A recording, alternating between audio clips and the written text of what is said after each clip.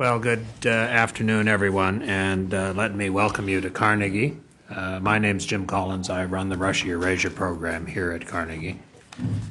And we are very pleased today to have a panel to discuss the current state of the efforts to change the relationship between Turkey and Armenia.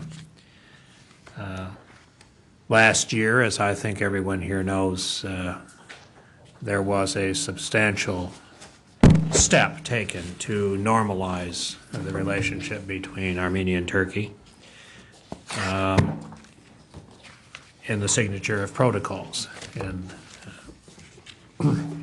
since that time, efforts have been made to move forward with those protocols, and there have been both positive but also some very serious negative developments over the time.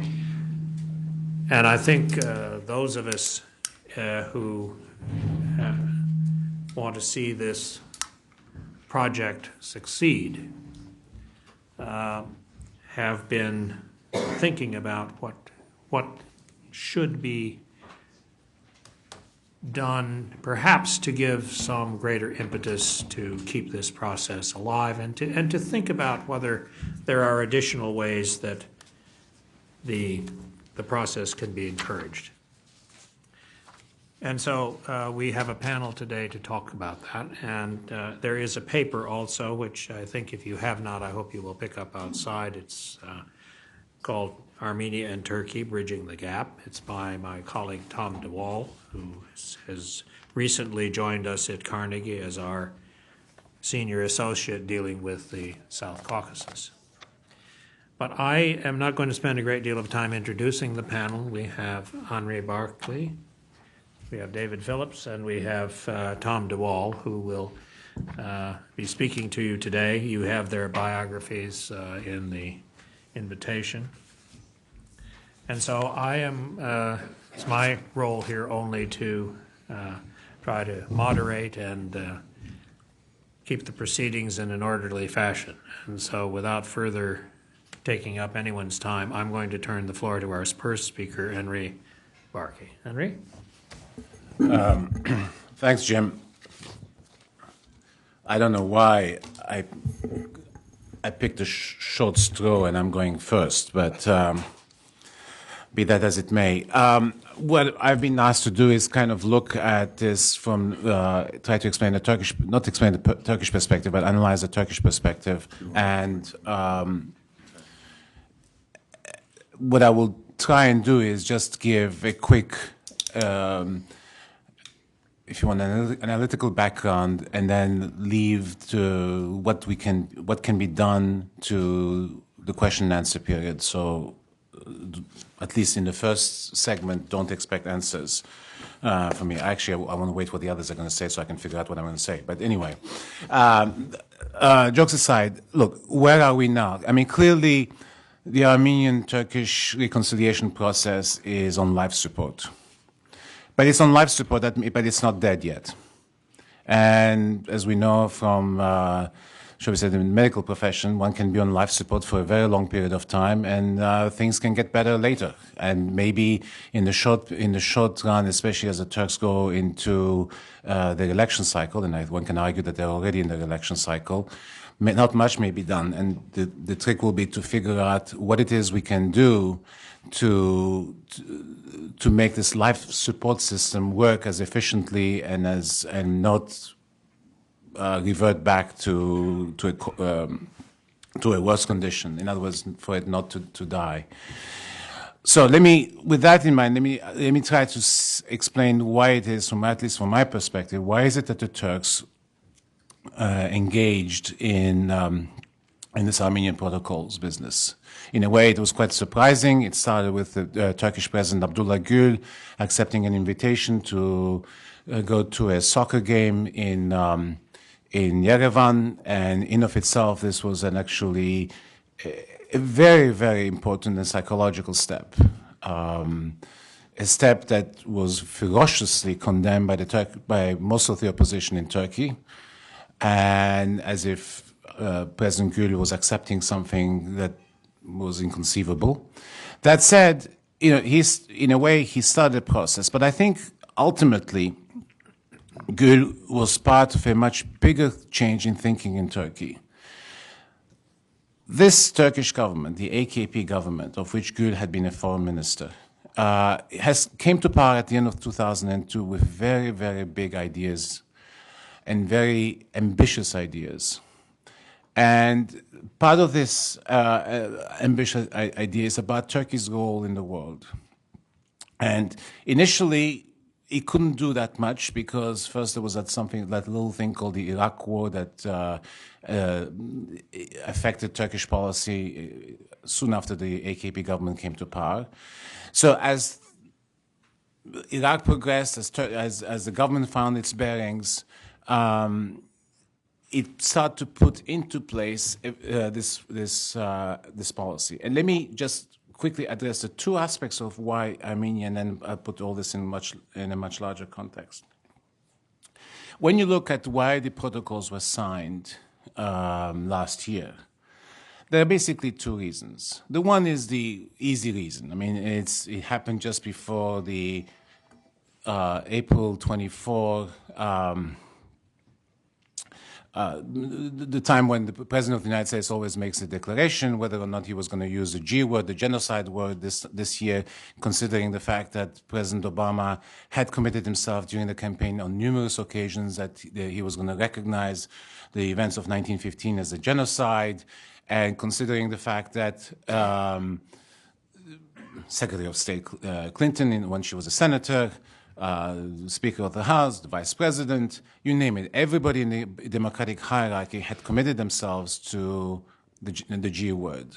So here comes the first, April 24th, and having already done the opening with Abdullah Gül, the Turkish government essentially agreed to do the Armenian opening with the hope that obviously the G word would not be used, and in the end, that came out to be correct, and the president used the Armenian word that means great catastrophe, which is the way the Armenians have in the past have referred to it, and so the crisis was averted because the consequences clearly of such a crisis in Turkish-American relations would have been, especially with a new Obama administration, would have been catastrophic for Turkey. At least that's how the Turks thought about it. But that's in many ways is the easy answer.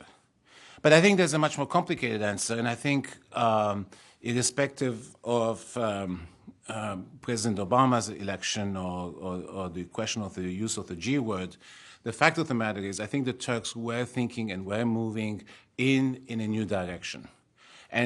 And this is what we need to understand. That doesn't mean it's going to happen. I'm not saying that necessarily the protocols will ever be signed. I mean, I think they will, but they may not. But so what is it? So we hear a lot about this new Turkish approach, zero problems with the neighbors. And clearly, when you look at what the Turks have done under AKP, they have improved relations with just about everybody. The only two neighbors, so to say, are Armenia and Cyprus. And it depends how you count Cyprus, since it's not exactly territorially adjacent to Turkey. But at least Armenia sticks out like a sore thumb in this. Now, having zero problems with your neighbors is also a very simplistic way. I mean, as a friend of mine the other day said to me, who wants to have bad relations with their neighbors? I mean, we all want to have good relations with our neighbors. I mean, it's not, but in a way, maybe I think it's an unfortunate use of the words. But in Turkey's case, given the legacy of the empire, etc., clearly Turkey's relations with all of its neighbors have been problematic for a variety of reasons. So in that sense, maybe in a Turkish context, having zero problems with your neighbors actually means something that doesn't mean, let's say, for the United States. Now, but again, more fundamentally, so what the Turks have tried to do is to project themselves into international politics, into global politics, into making themselves a country that punches above its weight, or at least punches at its weight. Because for many, many years, Turkish foreign policy has been very, very timid. Turkish foreign policy has been mostly reactive. Turkish foreign policy has never gone out of its very comfortable little cocoon. And now you have a government that says, not only we have to change that, but we want to be somebody. We want to be somebody in the sense that Turkey is now is the 17th largest economy in the world. It is a member of the G20 as a result. For the first time in 50 years, it has a seat at the UN Security Council. The last time was in 1960 when it shared its seat with Poland. And, you know, just because you want to be a member of the Security Council, it's not as you call the Secretary General and says, okay, this is my year. It takes time, it takes investment, it takes work, it takes effort. And the Turks put an enormous amount of effort, opening embassies in all of Africa, Latin America, improving relations with a whole variety of countries, building essentially a coalition. But this is all part of making Turkey an important international player. And to that extent, they have succeeded. Right? They have succeeded in many ways. You can argue beyond everybody's wildest imagination. Maybe they're wrong too, but at the same time, with this, shall we say, improving image, there was this problem of Armenia. And Armenia is a small country. Armenia economically is not important, certainly for the 17th largest economy of the world. Armenia politically may not be that important either. And, but it was important in one very important respect. Not just because of the zero problems with the neighbors, but psychologically, ever since the end of the Cold War, the issue of the genocide has become more and more important. It's become an issue that has been dogging to Turkish foreign policy more and more. Yes, even before the Cold War ended, you'll say this issue was important. But I would say qualitatively, the situation has changed. So from a Turkish perspective, if you want to be an important power in the world, if you want to have a moral authority, sure, you have to fix your problems at home, but beyond that, the stigma of the genocide had to be dealt with.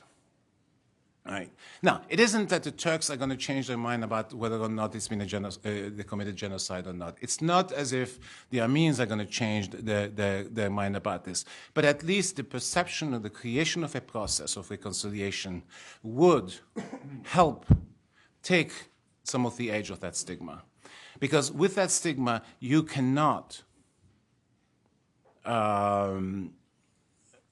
proceed along this dimension. And this is something that I think that this Turkish leadership came to realize. I mean, you also see, I mean, they've dropped a lot of hints. They've talked a great deal about other issues that tells you that in terms of how they think. For example, one of the issues in which they have brought up is why resolve the domestic Kurdish problem? Well, because you can't become a global power when you have such a serious problem at home. And the Armenian question is one that dogs you internationally. In Europe, everywhere you go, you get slapped by this. Again, as I said, there's not going to be much of a change in official positions on either side, but at least this gives you an opportunity to start taking the edge of this. And ultimately, I think this is the real reason why the protocols were signed. But as much as this was the ambition, clearly this is not a very popular movement. I mean, this is not a popular policy in Turkey. Not only it's not popular with the opposition, but I discount the Turkish, at least parliamentary opposition, because the Turkish parliamentary opposition is the best. I don't know how to describe it. I mean, if you say this is white, they're going to say black. If you say it's black, they'll say it's white. I mean, it's not a very constructive opposition. So I'm not sure what it is sometimes they believe in genuinely, at least the leadership of the opposition, the social democratic opposition. That said, and I'll leave Tom to talk about what happens within Armenia, but at least within Turkey, this was not very popular because genuinely people don't want to be any concession, quote unquote, on the genocide issue is seen as losing face. But there is the problem for the government is that opposition is actually quite significant within its own party as well. I mean, the AKP is a Turkish nationalist party, and it is not. So it is not going to give up on the basic tenets of this. Now, of course, the other problem is what the Turks did not anticipate, and is that there would be a major Azeri reaction. And the Azeri reaction came very quickly and very ferociously.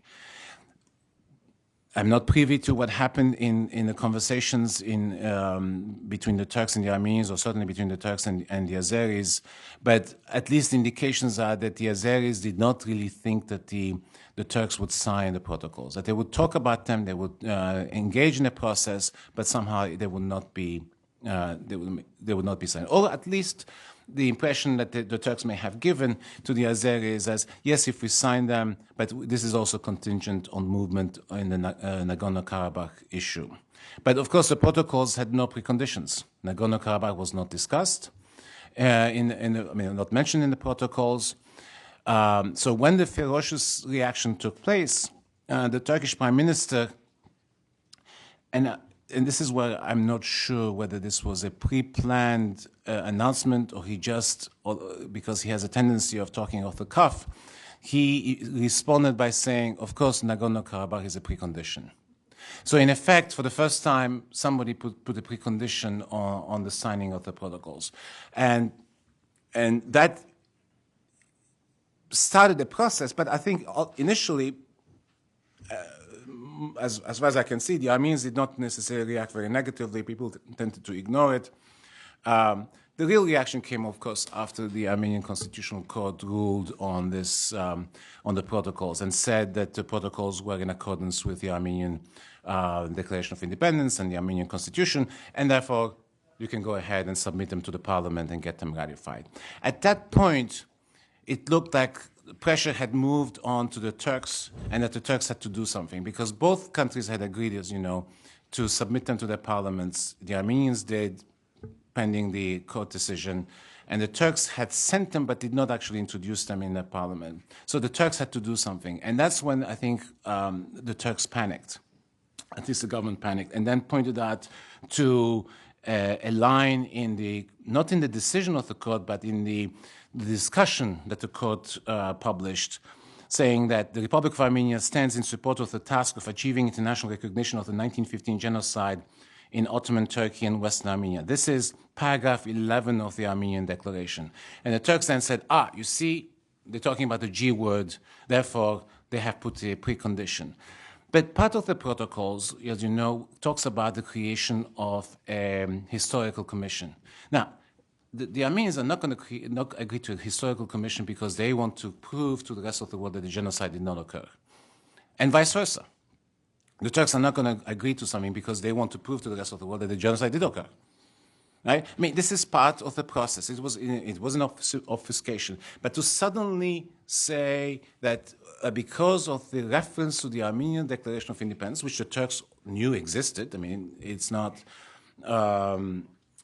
created a crisis, and that's where we are now, because then the rest of the reaction to that was actually very negative, not only in Armenia, but also in the United States. And that, in some ways, I believe, allowed for the House International Relations Committee to have that vote, the 23-22 vote about sending the genocide resolution to the floor.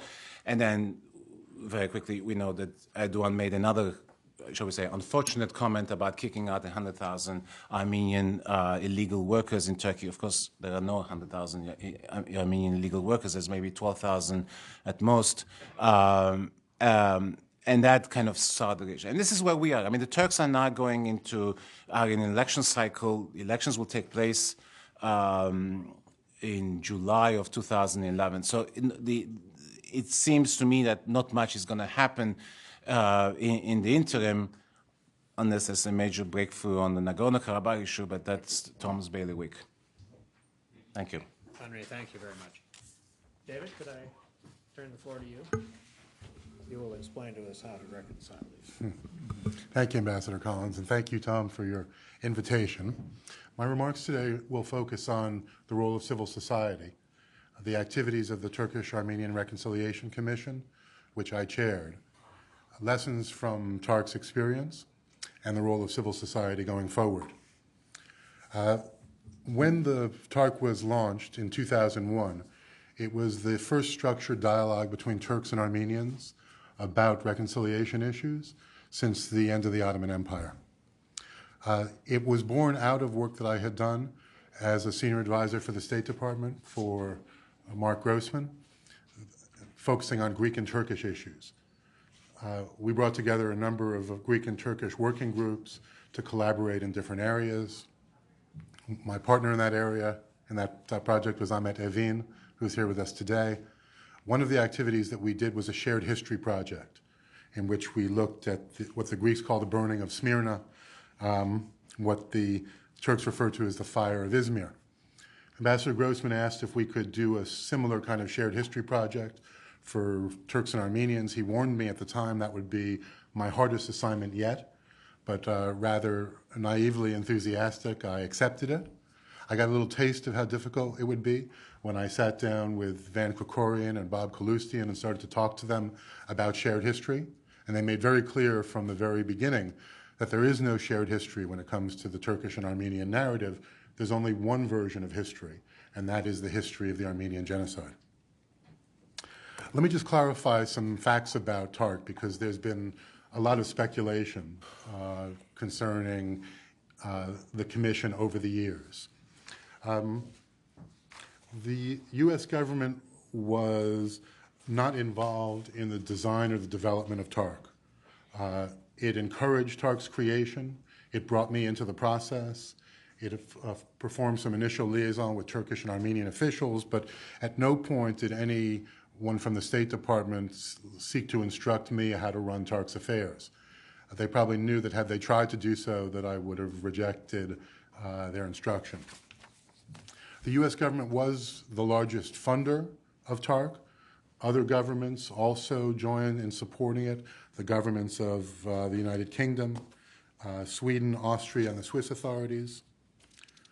At every stage, from the conceptualization through the completion of TARC's work, I maintained regular and close contact with Turkish and Armenian officials. None of this was done without the knowledge of the capitals in Ankara and Yerevan. In fact, both governments took an active role in trying to counsel me, trying to influence me in our approach. There was never any payment to TARC members. There was no compensation for them. In fact, the exact opposite was true. They probably deprived themselves of opportunity as a result of their work with the Commission. And there was never a moment in TARC's deliberations where the commissioners had a discussion whether or not the Armenian genocide did or did not occur. We tried to be more present and forward-looking, fully recognizing that history had a significant impact on how we would conduct our work in the future. There were a number of problems with TARC. Let me kind of be candid and quick about them. After a year's worth of discrete meetings, we announced TARC's creation. We had hoped to coincide the announcement with a decision in Ankara to normalize the visa regime for Armenian passport holders so they could get visas at the airport. The timing of that didn't work out the way we had hoped. It occurred 10 months after the announcement of TARC. Had that occurred, it would have created an atmosphere of progress. Soon after TARC's announcement were the attacks of 9/11 and the new focus on the war on terror and Turkey's indispensable role. The approach of Turks and Armenians in TARC were totally different. The Armenians were always in a hurry to get something done, to show progress and results. The Turks were very process-oriented. In fact, if TARC continued its work to this day without having achieved any specific milestones, I think it would have been much to the satisfaction of the Turkish participants. We always had a hard time dealing with the media. I tried to adopt media principles, which were in fact brought on board by TARC after its announcement, but there was no way of enforcing those. We got along very well when we were together as a group, but as Ilter Turkmen, the former foreign minister, said, at the moment that we went public, it seemed as though both sides started speaking to their constituencies. We didn't do a very good job of managing the public diplomacy side of that.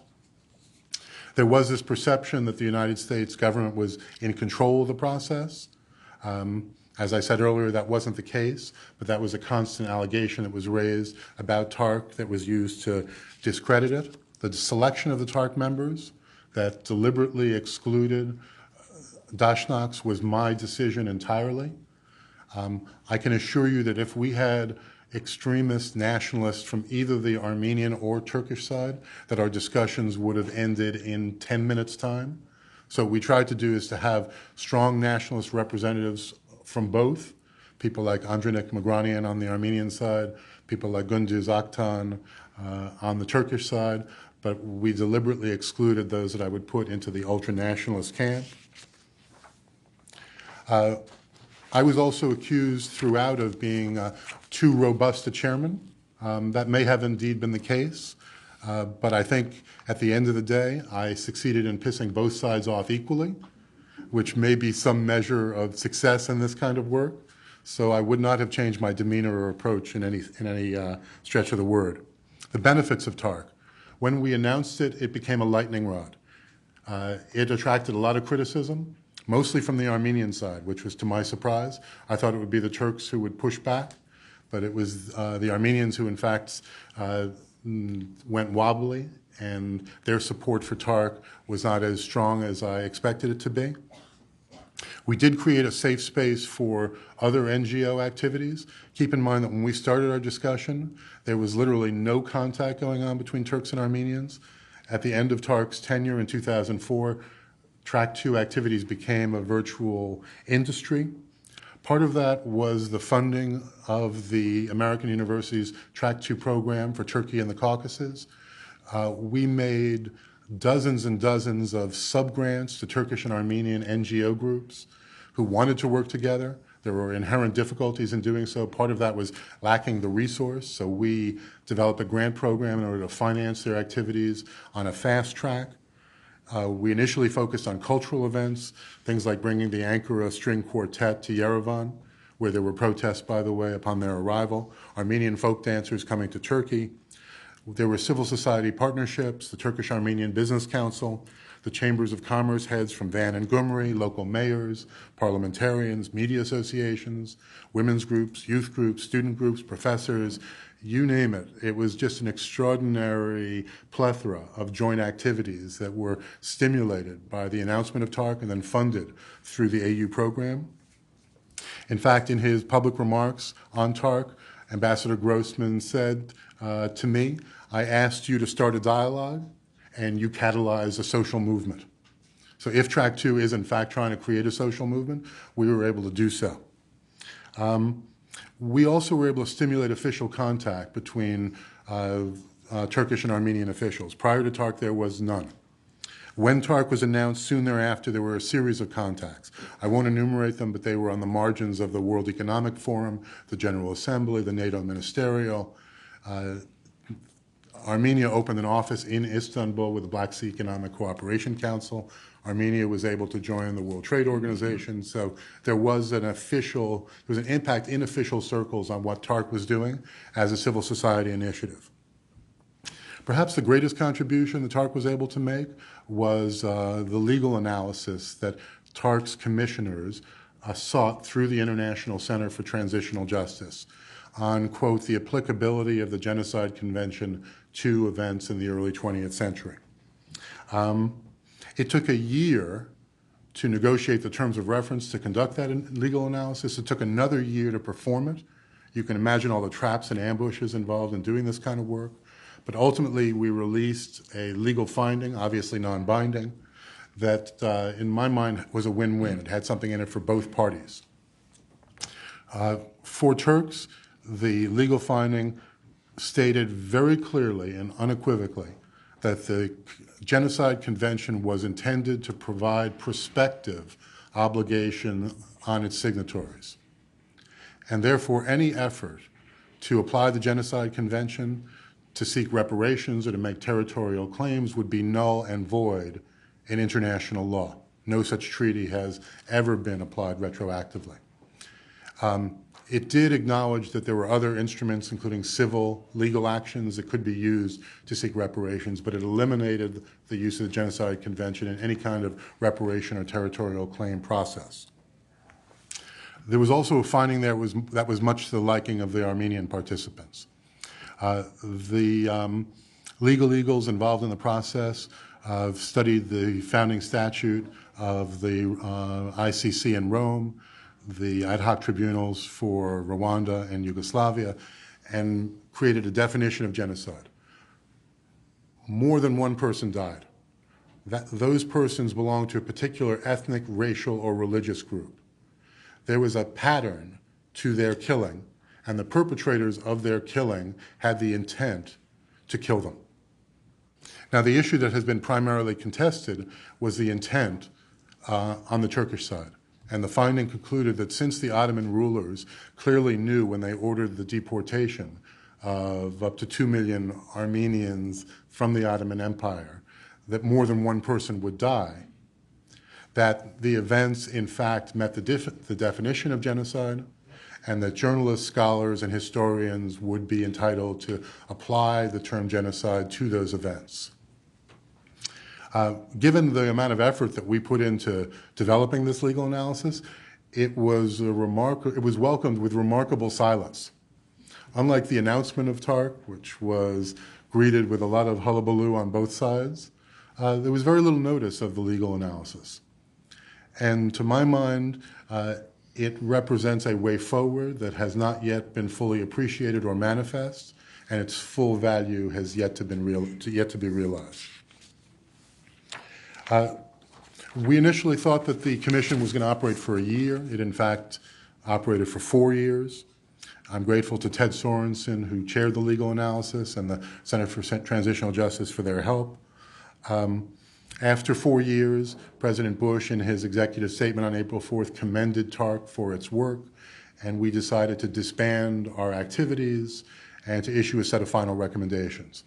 In short, those recommendations called for full bilateral diplomatic relations between Turkey and Armenia, opening the border for normal travel and trade, and that the governments of Turkey and Armenia should openly support civil society, including contacts between a range of different technical groups and religious leaders, and in the field of disaster preparedness.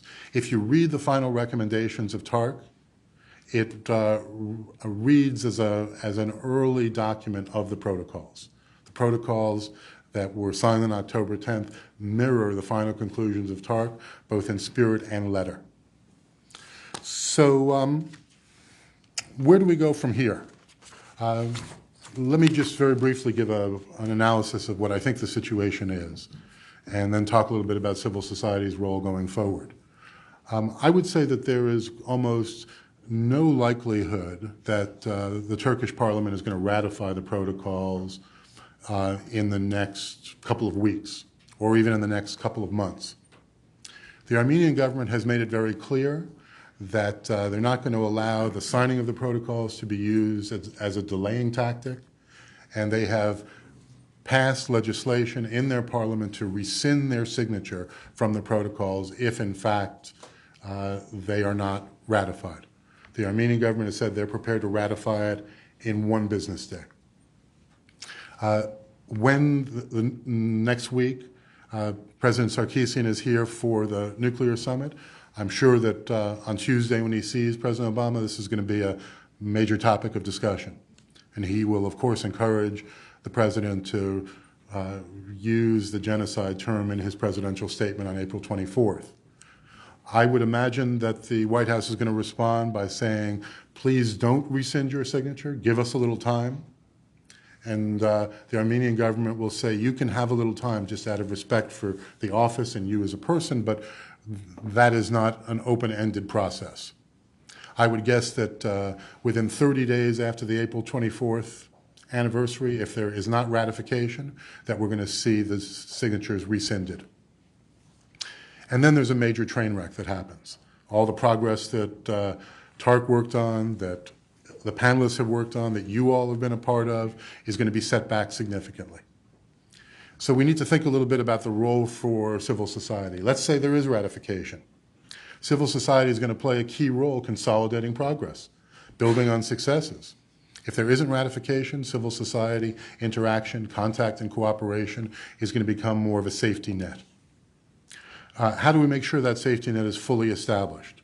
There needs to be a systematic assessment of Track 2 activities over the past 10 years as a strategy for developing a program going forward.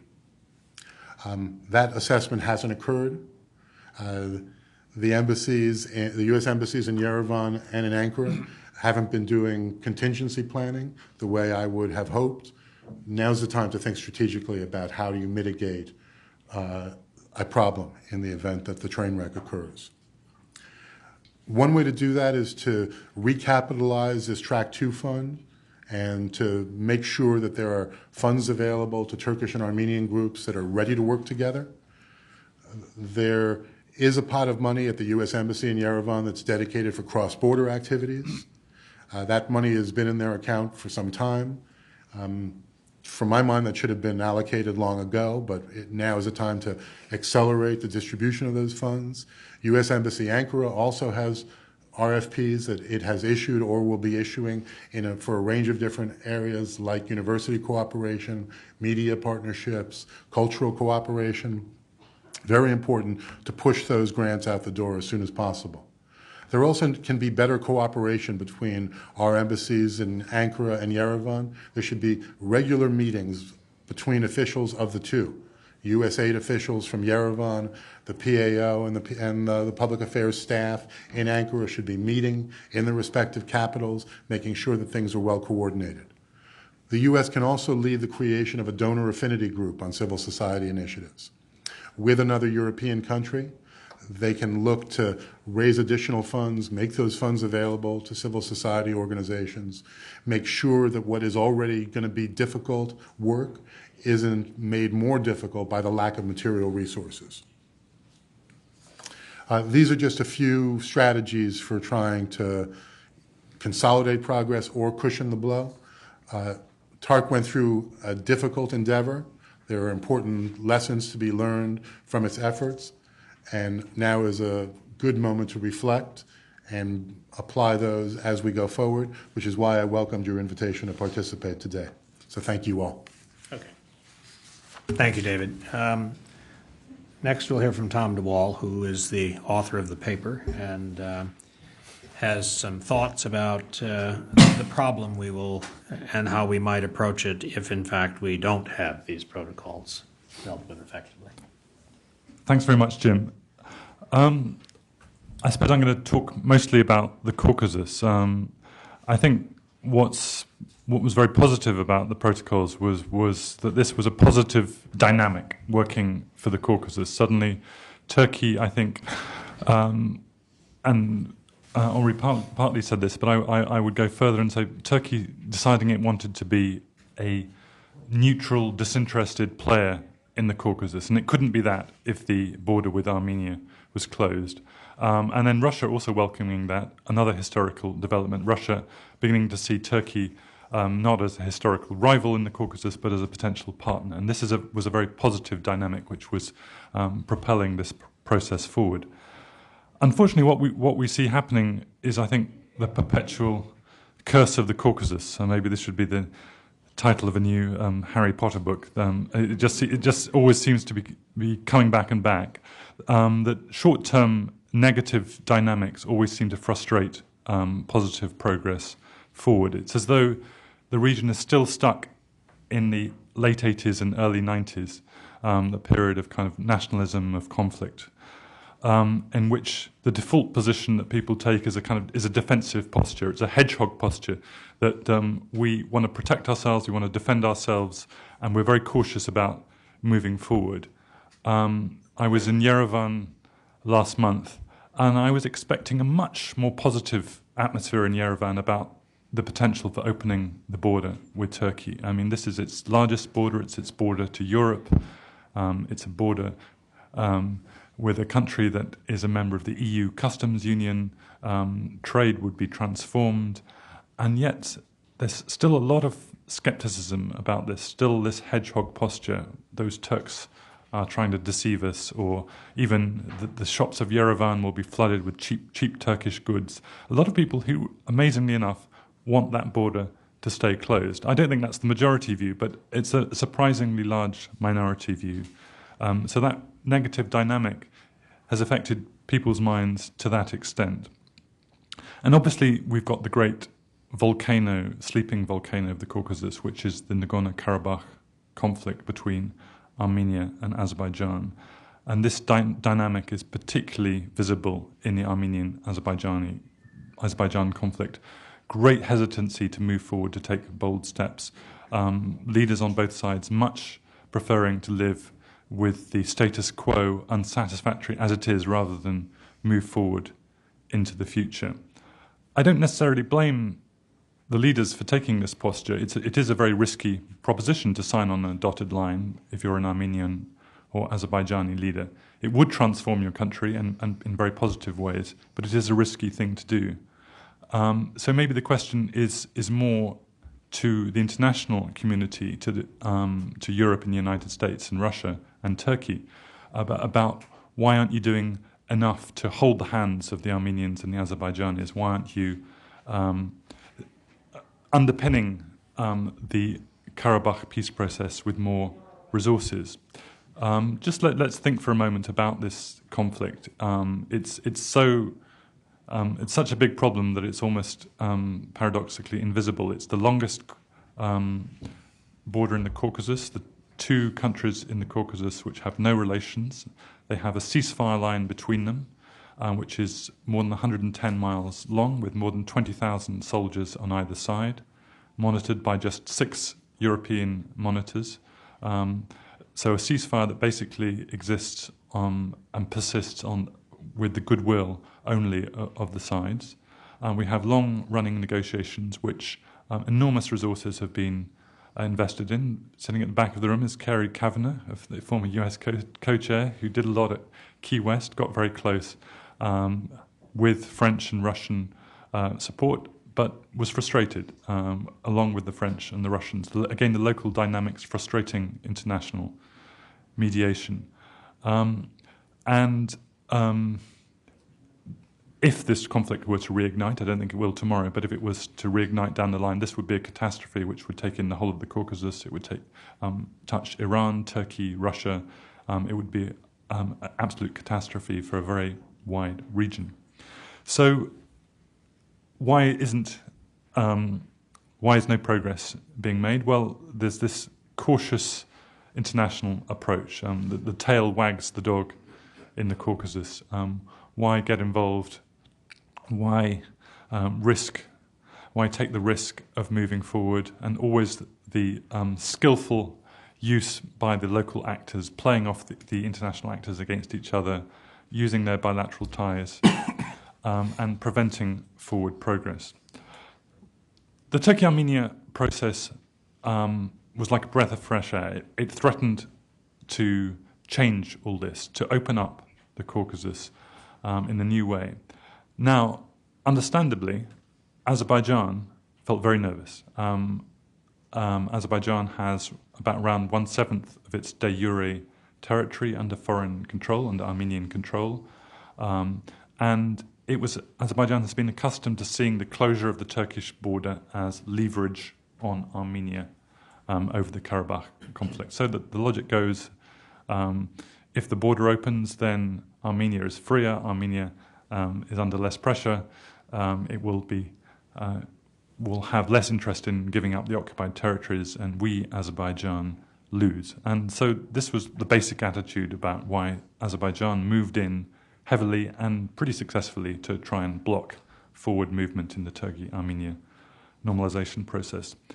I can understand that. I can understand what the Azeris are saying, but I would argue this is part of the same short-term, narrow, negative thinking in the Caucasus. Actually, think about it in the longer term, maybe in the short term indeed. It's worse for the Karabakh process. The Karabakh peace process is actually deadlocked at the moment, partly because no one quite knows how the Armenia-Turkey process will play itself out. But in the longer term, this will undoubtedly be a positive dynamic. It will remove the siege mentality from Armenia. It will encourage Azerbaijan to look more constructively towards Armenia. If Turkey is doing it, why shouldn't Azerbaijan? And Turkey will have a lot more leverage over Armenia than it does at the present by having an open border and an ambassador in Yerevan, and will be able to exert much more positive pressure than it does at the moment if the border is open. So, unfortunately, though, the Caucasian dynamics seem to have spread to Ankara, and we do see this deadlock happening at the moment. And I would argue that similar negative dynamics have affected the whole April 24th genocide debate here in Washington. That, again, I understand fully the Armenian diaspora, where it's coming from. For them, the genocide, the fate of their grandfathers is the defining issue. And yet, look at the tactics. Have they worked? All these genocide resolutions, threats of genocide resolutions, have they made anything different in Turkey? No, they haven't. Turkey has become more defensive. Turkey recalls its ambassador. Turkey lashes back. What has made a difference is the kind of things David has been talking about, these civil society activities, a growing debate within Turkey, Turkish columnists and thinkers now openly talking about the Armenian question, Orhan Pamuk raising the issue. You can read the word genocide now in Turkish newspapers and people don't get prosecuted for it. So, in a sense, we have to accept that there's a debate within Turkey, and the Armenian diaspora has not caught up with that. And surely it's far better to have a dialogue with Turkey than to get the rather Pyrrhic victory of a genocide resolution through Congress. Unfortunately, the negative dynamics again seem to have made this the issue rather than actually describing and understanding what happened in 1915, the issue. And so in my paper I argue that on this issue what makes sense is to look forward to 2015, which is 5 years' time, the anniversary of the 1915 events, the genocide, the great catastrophe, and say to the Turks, well, in 5 years' time the whole world will be marking this centenary, and you should have we should be giving you a 5 years pause to think about this, come up with a better response than the one you've got at the moment. But take off the short-term pressure, but remind them that in 5 years' time this centenary is coming, and invite them to be part of the 2015 centenary and say, we want to mark this with you and not without you. Work on this civil society activity, work on this dialogue within Turkey, and try and make this, again, a positive dynamic rather than a negative one. Thank you.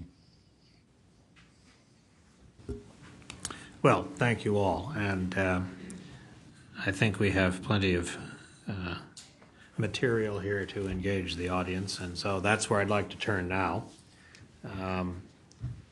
I would appreciate it if you can identify yourself if you want to pose a question to the panel, and wait for the microphone when you do so. So I'm ready for people from the audience. Yes, let's start here in the front.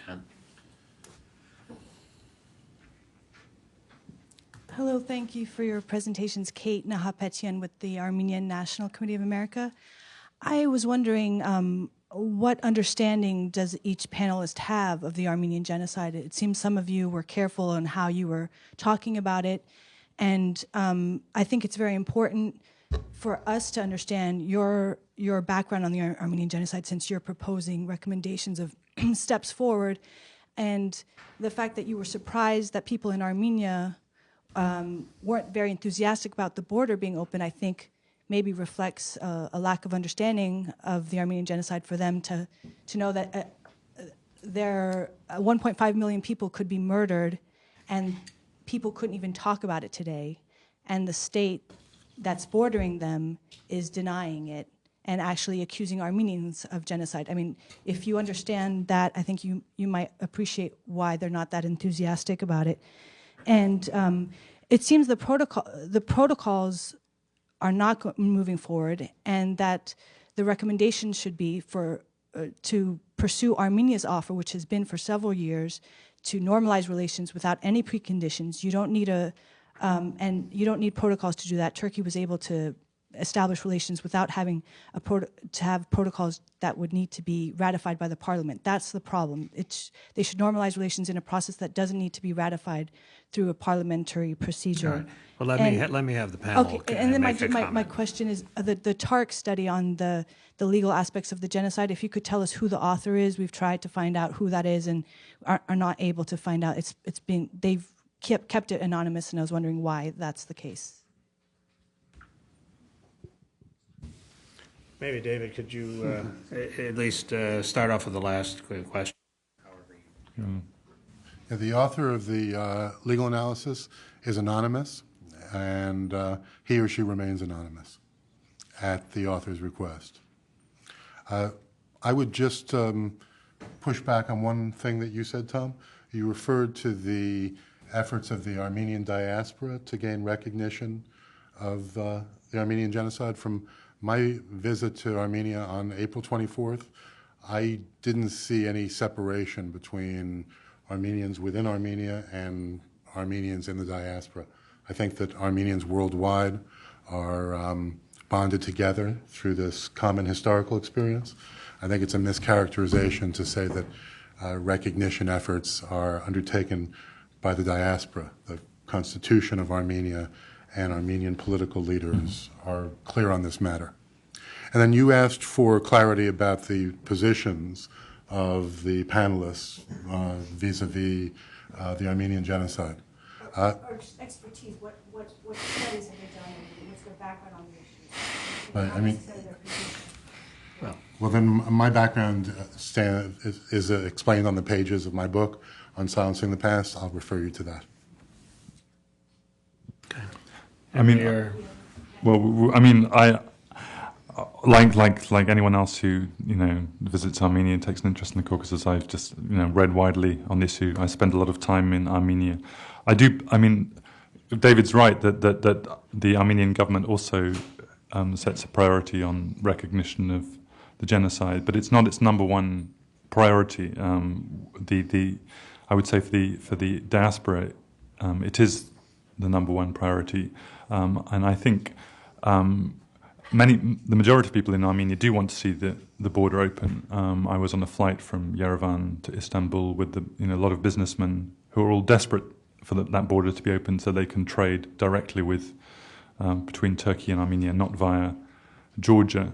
Armenian-Turkish relations are actually much better than Armenian-Azerbaijani relations, and so I think this seems to be one of those situations where everyone wants the other side to move first. Some positive steps have been taken, and then we're suddenly hit a roadblock, and then everyone is saying, well, you move first, and as an outsider you can see that everyone will benefit if they do meet in the middle, but unfortunately we're at a roadblock. Henri, did you want to add anything? Look, I mean, you're asking what expertise do people have. I mean, one works in a certain area, and that one doesn't have necessarily expertise in every. I am not a historian. I don't claim to be one or play one on television, but in many respects, this word genocide has been really politicized. If you go by the definition that David just the anonymous decision or analysis, so to say, yes, it is a genocide. Whether or not one should have it politically recognized by a U.S. Congress or any other parliament is another matter. I have said many times in the past that it's none of the business of the U.S. Congress to pass a resolution like that. But whether or not I think given that definition, yes, it's a genocide. Whether or not it applies, and I think whether the convention applies, I don't think it applies. But then again, I'm not a lawyer either. Yes, second row, and then I'll come to you. Thank you, gentlemen, for the presentations. My name is Arsen Kharat, and I'm from the Voice of American Armenian Service. Question about the process of the Armenian-Turkish protocols decoupling Nagorno-Karabakh issue. Apparently, this is the highest level when many who doubted that it's possible to go forward in the relations between Armenia and Turkey without Nagorno-Karabakh included seem to be failing. Well, I mean, this is going nowhere, as we see. Some were suggesting in 30 days. After April 24th, you were suggesting that it will go only for 30 days and the Armenian side will call it back. So with this regard, if we were to talk about lessons learned, can we say that the two processes are impossible to decouple and go forward with? And if yes or not, and if yes, then should we make it a big package deal and go forward with the package deal? Thank you. I can Tom, go ahead. respond to that. I mean, clearly, this is the tricky issue. The Turkish side wants the two issues to be coupled, although then it was a mistake really to sign the protocols without flagging that up, and the Armenian side clearly doesn't want them to be coupled. So you have to have some creative formula in between. It's impossible, I think, to expect the Armenian president, Serge Sarkisyan, he is himself a Karabakh Armenian. Karabakh is a much bigger issue for Yerevan than the Turkish border. Expect him to make concessions on the Karabakh issue for the sake of the Turkish border, like giving up territories. I just don't see that happening. One idea that I mentioned in the paper, which is also discussed by Burcu, what's her second name, Burcu Gultenkin Puntsman, and in another paper is the idea that you could focus on Nakhchivan, the Azerbaijani exclave, that Armenia could, in tandem with the opening of the border, Armenia could free communications with the Azerbaijani exclave of Nakhchivan. For those of you who are not so familiar with the geography, there's a map which would explain to you why that would make sense.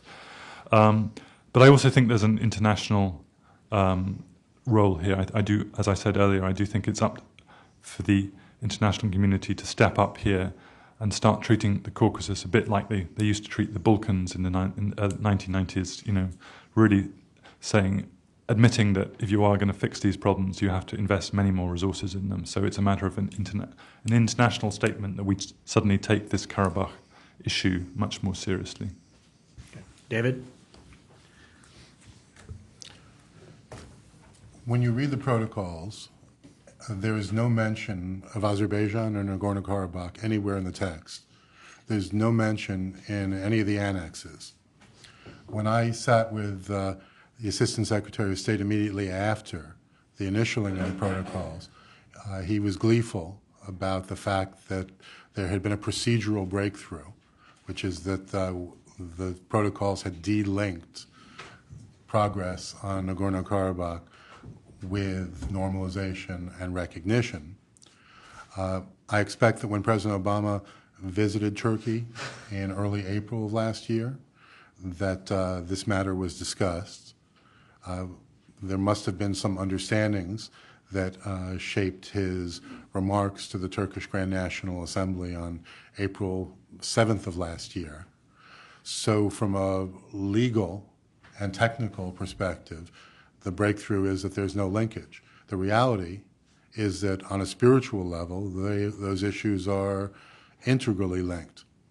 And the fact that Prime Minister Erdogan, weeks after the president's address to the parliament, went to Baku and addressed the parliament there and reaffirmed the linkage was contrary to both the letter of the protocols and the understandings that had been discussed with U.S. officials.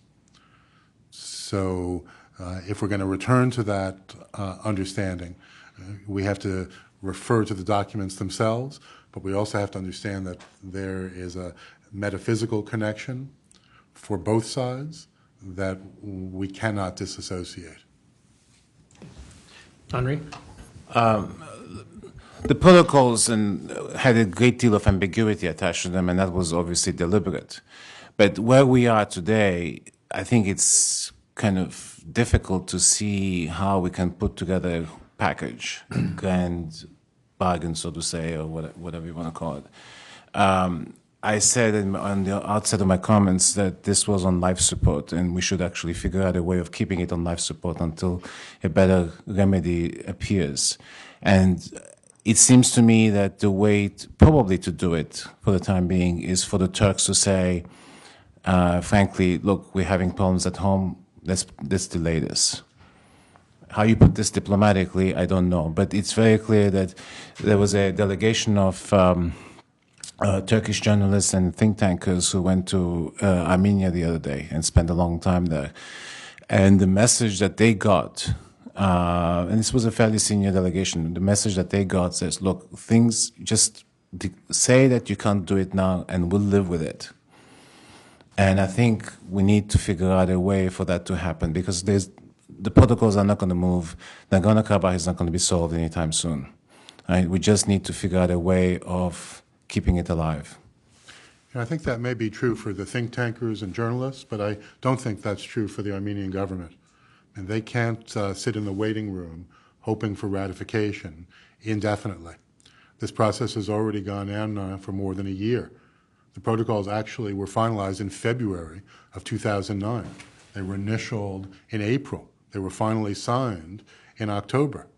You don't sign a treaty unless you have the intention of ratifying it. And in fact, there are some international conventions that require signatories to apply the spirit of the treaty even before ratification.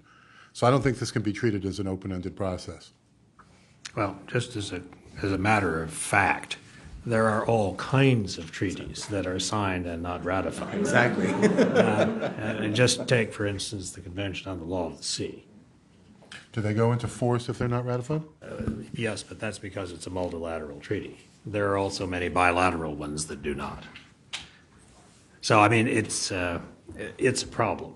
But I mean, I think we all agree that sorry to interrupt. I mean, I think we all agree that there is the danger of the Armenian side cutting its losses and walking away from this, which is why I think next week is going to be crucial, because, and also in my paper mention a lot of discussion about gestures that the Turkish side could make to reaffirm its commitment to the process without ratifying the protocols, which would keep the process alive, and we can get back to it next year. okay, yes. And can you... Thank you very much. Berkan Pazarcı, I'm counselor at the Turkish Embassy. I think we should focus rather on positive developments right now, as the process, as Mr. Barkey mentioned correctly, is still alive, and we are trying to keep it alive. And the expectation that Turkey makes some positive steps in order to reiterate its commitment to the process has already materialized. The delegation of Undersecretary Sinirlioğlu to Erevan was for that purpose. He actually delivered the messages of the President, the Prime Minister, and the Minister of Foreign Affairs, and also gave a letter, reiterating our commitment to the process. And I think this is very, very important. So we are much better off compared with before the signature of the protocols, before the signing of the protocols. I think the launching this process, I can still say that launching this process has been beneficial and a positive development in itself. But we should maybe follow a more quiet diplomacy. We should not allow ourselves to be carried away by the speculations created in the media. Just picking up a statement of the Prime Minister of the Armenian authorities and focusing on that wouldn't really be a very constructive approach. I think also I don't agree with the fact that the diaspora is totally against the normalization between the relations. I also agree with Mr. Tom de Waal that Armenians who are living in dire economic conditions in Armenia are more supportive of the normalization process, because they are the ones who are living under very difficult economic situation. They are basically quite isolated there, and I believe that actually, if we don't get stuck in what happened in the past or trying to impose each other's memories to each other, we have better chances to succeed. So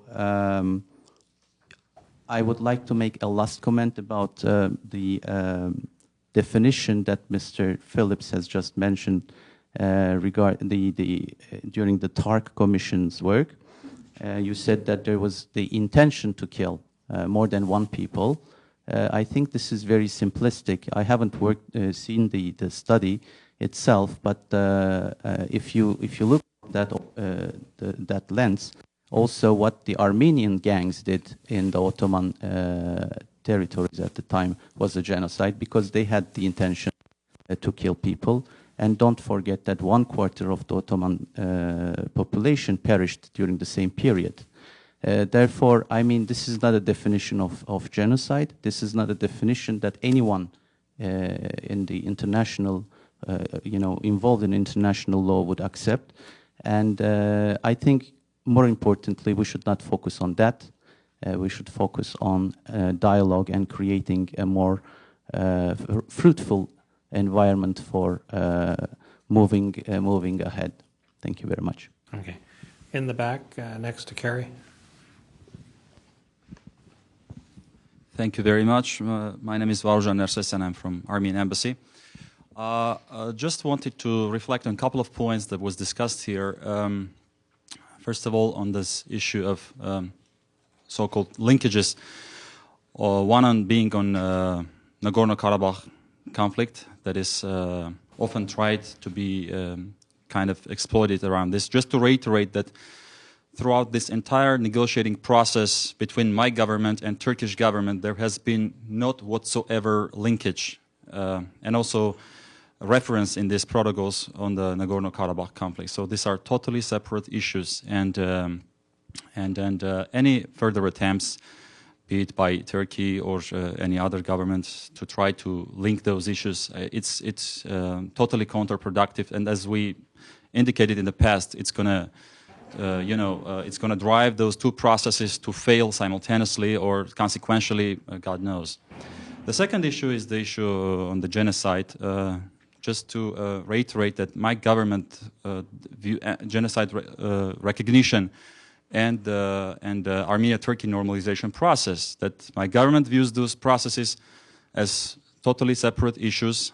Just as recently as a couple of weeks ago, my president reiterated his views and the Armenia's people's views on the Armenian genocide issue in the desert of Deir Zor in Syria. And I don't need to repeat those opinions, I think, here. Everyone knows them very well. However, on the normalization process, our intentions and our approaches have been clear, that Armenia has entered into this process honestly, with clear intention to normalize its relations with Turkey, to open the borders and communication between two peoples without any preconditions. And that remains so. We have fulfilled all our commitments. Unfortunately, in the terms of the ratification of the process, Turkey has delayed it for unclear reasons or putting preconditions there. But my government also has indicated its willingness to continue the dialogue and discussions. But of course, as we have indicated earlier, that cannot be an indefinite process of continued discussions. There should be some concrete results and substance for our government to be ready to engage in it. Without concrete results, it doesn't seem meaningful to continue that discussion. And once again, I think the representative of Turkish embassy mentioned about the so-called dire conditions in Armenia. I just want to make sure, or invite one day, maybe through open border, the Turkish representative to Armenia to assure that even if there is a dire condition, although there is no dire condition in Armenia, but no one in Armenia would, in his mind, try to exchange the issue of the genocide recognition with a dire condition or with kind of economic situation. It's only an intention in Armenia to move towards 21st century together, to move and to reconcile our differences. But having said that, the issue of genocide, in no one in Armenia will, consider that it needs to be changed instead of stepping back from genocide. Thank you. I'd just like to take one prerogative as moderator. I think we've had now statements on the official side from both sides. So I would like to try to direct the next discussion to the extent we can to probing a bit the views of the panel rather than statements. So with that sort of idea, could I go ahead? Yes. I promise to do that. This is a question directed to Henri, but also Tom may be able to address it. When people discuss... Could you identify yourself? Oh, I'm sorry. I'm Ron Linden, Transatlantic Academy. When people discuss a possible settlement in the Middle East between Israelis and Palestinians, they always say, well, the Israeli government can't do it because it's weak, it's in a weak coalition, the coalition would fall apart and they can't move forward. If you look at the Turkish-Armenian reconciliation, the Turkish government is not weak. 47% in the last elections, a dominant position inside and outside parliament, and it's true that, as you said, Henri, the elections are in 2011. But there will always be upcoming elections. My question is, from a political point of view, this should be the strongest moment, the moment when the Turkish government should be able to move forward and not, as you said, panic in the face of opposition, since they're unlikely to be weakened. So why haven't they? Ron, I knew you were going to ask me that difficult one. Look, first of all, weakness is a question of perception, right? And it isn't that they see themselves as being weak. I think that they have overloaded their agenda. They have too many things they would like to do. And this one elicits a great deal of opposition within the party itself. And that's the trick. It isn't that they have a commanding majority in parliament, but that doesn't resolve the problem in the party. The party, all Turkish parties are authoritarian parties. I mean, the leader decides, essentially everybody follows suit. But still, you don't want to create fissures when you don't have to. So I think that's problem. I think they were also taken aback by the Azeri opposition, and they also trying to calculate how this will affect the relations with Azeris on the question of oil and gas, obviously. But beyond that, you're right. I mean, I think it's a very legitimate question. I mean, they could have pushed it if they wanted to. But maybe the gentleman representing the Turkish embassy can explain it. But I don't have a very good explanation for it either, except that they perceive themselves as doing that, and they're going for elections, and they're already in election mode, and they're campaigning. Okay, John, take the microphone. Thank you, John Evans, formerly the State Department. Just a couple of comments, and I particularly want to address David about the legal finding that was conceived of by the TARC and then carried out by the International Center for Transitional Justice. I agree with you, David, that this was a breakthrough, and you were right that you pissed off both sides, and the up to now anonymous author of that surprised both sides. But it was a very good piece of work, even if its credibility is a little bit undermined by the fact that we don't know who wrote it. And I've had some Armenian Americans say that they think the State Department wrote it, which I'm sure is not the case. But in any case, we have to respect that. I was surprised that you talked about a definition of genocide being used by the creators of that document. In fact, the genocide definition that they used is that of the convention.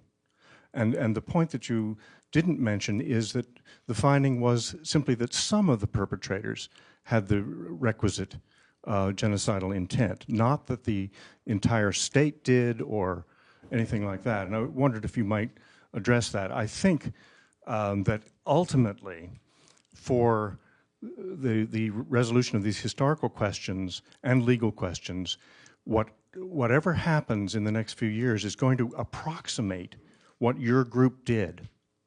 It may not be exactly that, but both sides have gone through this process, and it comes very close, it seems to me, to being some kind of a, if not Solomonic, then at least reasonable proposition.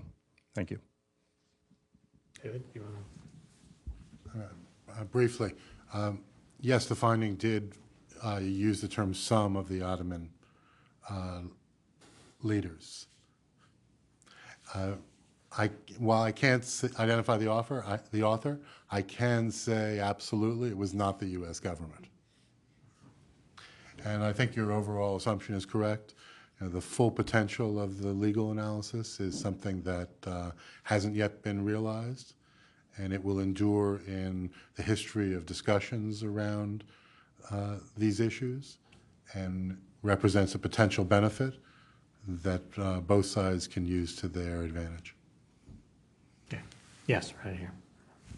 Thank you. I'm Emil Sanamian. I'm with the Armenian Reporter.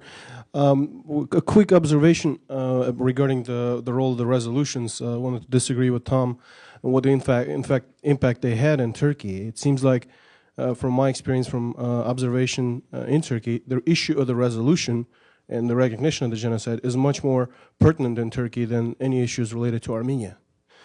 So if, in fact, the resolutions and third-party opinion on this issue have had this impact in Turkey and have pushed this process, as Mr. Barkey talked, pushed this protocols process, shouldn't there be more resolution? Shouldn't there be more statements, third-party opinions to get Turkey, to reconcile with its past? Yeah. I think, I'm not, maybe Henri should address this question more than me. My impression is that what's been going on the governmental level, there's still very much an level of erection of angry denial to these resolutions, that they become political collisions, they don't help the process. Whereas within Turkish society, more generally, a few people have broken the taboo, Hrant Dink or Han Pamuk. Hrant Dink was specifically opposed the idea of foreign parliamentary resolutions. He said it wasn't helpful. And he was my guide in that opinion. Okay, David.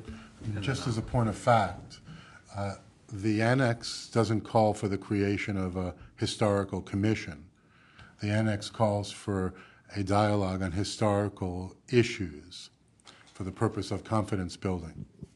So there is nothing specific there that would suggest a formal process for studying archives and coming up with some sort of definitive conclusion about whether the events do in fact meet the definition of genocide.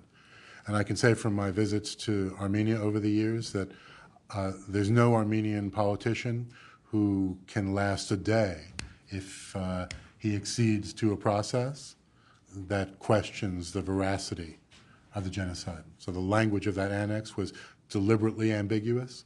I think that just as we saw with the Helsinki Final Act, parties tend to invest their expectations into interpretations of the language. And clearly there was an expectation in Turkey that there would be a mechanism established to evaluate the credibility of Armenian claims and the claims of others. Okay. Henri? I think you are slightly misrepresenting what I said. There were two reasons for the Turks going ahead with it. One was the immediate practical, the April 24th statement by the president. Yes, but what I was trying to also say that this is really part of a longer-term thinking that the Turkish government was engaged in order to essentially dissociate Turkey from the question of genocide, because it was affecting its persona, its the way it was being perceived internationally and its ambitions internationally. You can't be associated with a genocide and and claim the role you want to claim. So that's the overall. And I think, irrespective of all events, I think the Turkish government was planning to somehow figure out a way of normalizing relations with Armenia. They misplay their cards internationally. I mean, there's a little bit of overconfidence, and that also goes to Ron's question earlier.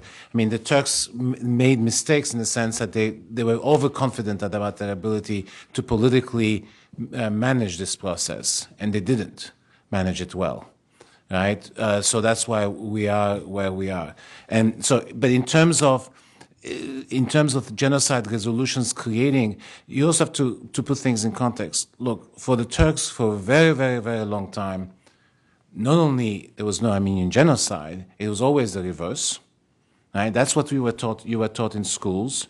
And so you have to give it some time for society to understand, to appreciate that even something happened. Forget about calling it genocide or not. Right, that major events did take place where lots of people died, and it wasn't pretty. All right, so just like Turks for a long time did not even know there were Kurds in their own country. I mean, this is a major opening that's taking place in Turkey, not because of this government, but since the 1980s, and especially since the Cold War. You have to give it some time for societies to change. At the moment, the word genocide, whenever you have a political resolution, conjures up the worst images for the Turks, and it creates a very defensive reaction. We should not necessarily be surprised. But I also want to point out something else. I mean, that how risky the genocide game can become. This vote was 23 to 22. Suppose it was 23 to 22. Suppose it was 22 to 23. Does this mean that the genocide did not occur? Right? So, politicizing this process is very, very dangerous. That's all. Well, that's, yeah. Okay. In the back? Yeah. Yes. Sorry. Just a minute. Take the microphone. Elizabeth Chulgin with Horizon Armenian Television and the Armenian National Committee. A question with regards to pressure on Turkey. Dr. DeWalls, my apologies, recommendations talking about 2015 as a time period in order to, if I remember correctly, kind of lift pressure off Turkey for a bit. I think some of that phrasing was used. And a number of times we've talked today, I've heard speakers about looking at the ICTJ report, for example, as a win-win, kind of Mr. Barkey talking about the stigma of genocide and whatnot. First of all, I think the only reason, and if you can comment on this, the only reason that Turkey today is dealing with the Armenian genocide is because of pressure. And in fact, the TARC that came into being, I believe it was announced in 2001, in July of 2001, came immediately after a resolution that was brought up in October of 2000. And the concern, frankly, sadly, by the State Department, instead of kind of pressuring the Turkish government at the time, but to deal with its history, rather than to create these types of Type 2 diplomacy to try to move this forward. So if pressure, in fact, has brought about TARC has brought about this type of Turkey-Armenia protocols and this, that, whatever, then why should we lift the pressure or kind of punt the ball till 2015? Isn't that in fact the opposite of what we want, which is kind of lifting the pressure off Turkey to deal with this issue honestly?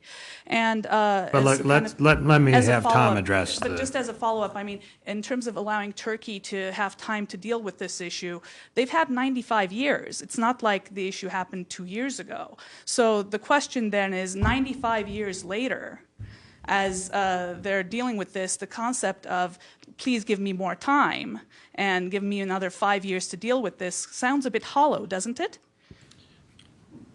Tom? Well, I mean, I think Henri's sort of just dealt with your point. I mean, I think the point is not that pressure has made a difference on Turkey. Maybe it's made a difference on a few individuals. It's about that Turkey in the last 20 years has changed enormously. Turkey, not only on the Armenian issue, but on a much bigger issue for, if you're a Turk, which is on the Kurdish issue.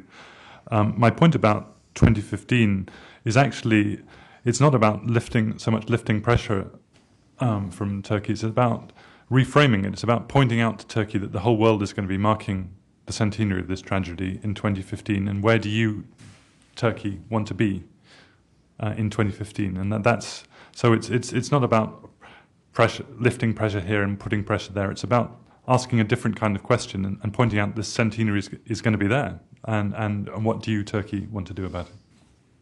Okay, I would like to sort of end the questions and give the members of the panel a final minute or two each to summarize whatever they would like to say. So, Henri, can we start with you again, or would you like to go last? I'll go last. All right. Tom, we'll start with you then. I think we've had a good discussion here. I don't have much to say. I mean, I think what we're talking about is some very short-term fixes which are needed, and we're literally talking about next few weeks. Prime Minister Erdogan and President Sarkisyan are due to meet. I don't know that they actually have a time, but certainly a meeting is scheduled when they're both here next week, and we hope that somehow they can both find things to say which suit their own domestic constituencies to at least keep this process alive, so that we can get back to it at a more auspicious moment next year. I think the key point is enormous amount of progress has been made, but if this process crashes and burns in the next couple of weeks, we'll really be set back by several years, and that suits absolutely nobody.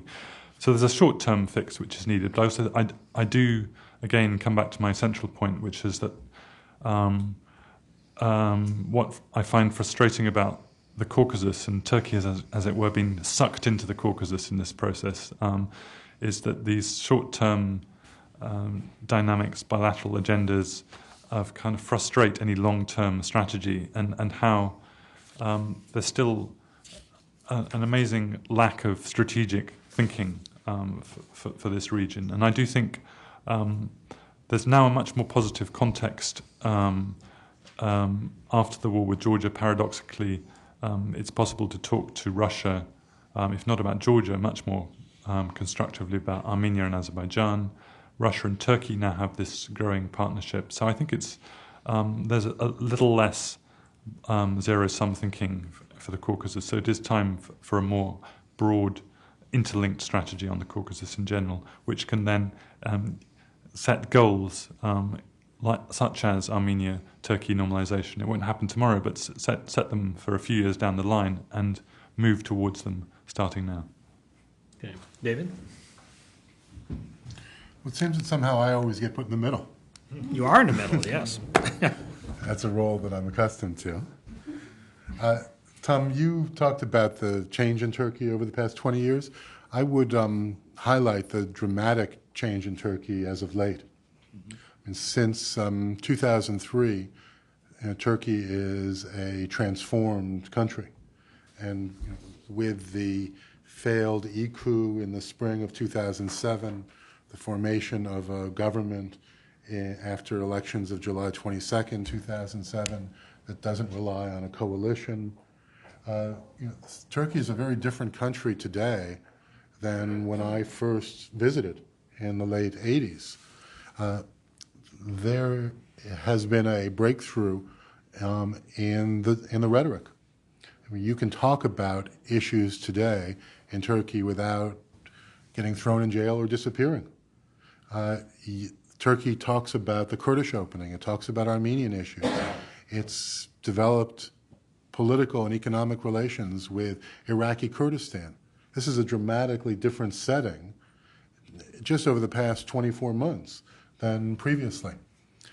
And it's important that this transformative process continue. The best way for it to continue is for Turkey and Armenia to normalize their relations and open their borders in an era when closed borders has been replaced by a spirit of globalization and cooperation, particularly amongst allies of the United States.